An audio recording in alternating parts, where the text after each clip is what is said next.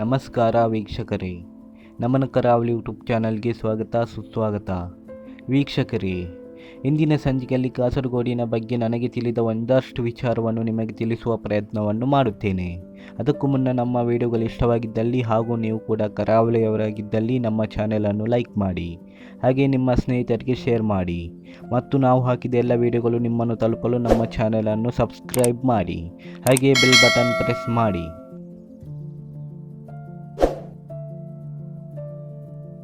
ವೀಕ್ಷಕರೇ, ಕಾಸರಗೋಡು ಕೇರಳ ರಾಜ್ಯಕ್ಕೆ ಸೇರಿರುವ ಜಿಲ್ಲೆಯಾಗಿದೆ. ಕರ್ನಾಟಕದ ಮಂಗಳೂರಿನಿಂದ ಕೆಲವೇ ಮೈಲಿಗಳಷ್ಟು ದೂರದಲ್ಲಿದೆ. ಪುತ್ತೂರಿನಿಂದ 60 ಕಿಲೋಮೀಟರ್ ದೂರದಲ್ಲಿದೆ. ಕೇರಳದ ಗಡಿ ಜಿಲ್ಲೆಯಾಗಿದೆ.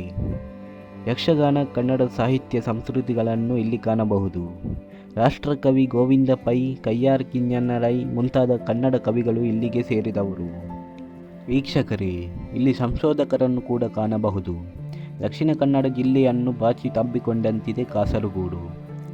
ಸುಳ್ಯದಿಂದ ಹರಿದು ಬರುವ ನದಿ ಪಯಸ್ವಿನಿ ಕಾಸರಗೋಡಿನ ಪರಿಸರದಲ್ಲಿ ಹಾದು ಚಂದ್ರಗಿರಿ ಎಂಬ ಹೆಸರಿನಿಂದ ಸಾಗುತ್ತದೆ. ಕಾಸರಗೋಡಿನಲ್ಲಿ ಕನ್ನಡ, ತುಳು ಹಾಗೂ ಇನ್ನೂ ಹಲವು ಭಾಷೆಯನ್ನು ಮಾತನಾಡುವ ಜನರಿದ್ದಾರೆ. ಕಾಸರಗೋಡು ಕೃಷಿಗೂ ಸಹ ಹೆಸರುವಾಸಿಯಾಗಿದೆ. ಇಲ್ಲಿನ ಜನರ ಪ್ರಧಾನ ಆಹಾರ ಕುಚಲಕ್ಕಿಯ ಅನ್ನ, ಪರೋಟ ಮತ್ತು ಪುಟ್ಟು ಎನ್ನುವ ವಿಶೇಷ ತಿನಿಸುಗಳು ಇಲ್ಲಿವೆ. ವೀಕ್ಷಕರೇ, ಕಾಸರಗೋಡು ಕುಂಬಳೆ ರಾಜರ ಅಧೀನಕ್ಕೂ ಒಳಪಟ್ಟಿತ್ತು. ಆಗ ಸುಮಾರು 64 ತುಳು ಮತ್ತು ಮಲಯಾಳಂ ಗ್ರಾಮಗಳು ಈ ಪ್ರದೇಶದಲ್ಲಿತ್ತು. ತುಳು ಇಲ್ಲಿ ಬಹುಜನರು ಬಳಸುವ ಭಾಷೆಯಾಗಿದೆ.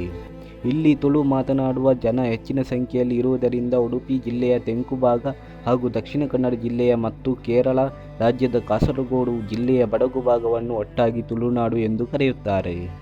ಇಲ್ಲಿ ಹಲವಾರು ಪ್ರಸಿದ್ಧಿಯನ್ನು ಪಡೆದಿರುವ ದೇವಸ್ಥಾನಗಳೂ ಇವೆ ಹಾಗೂ ಇನ್ನೂ ಹಲವು ಪ್ರವಾಸಿ ತಾಣಗಳೂ ಇವೆ.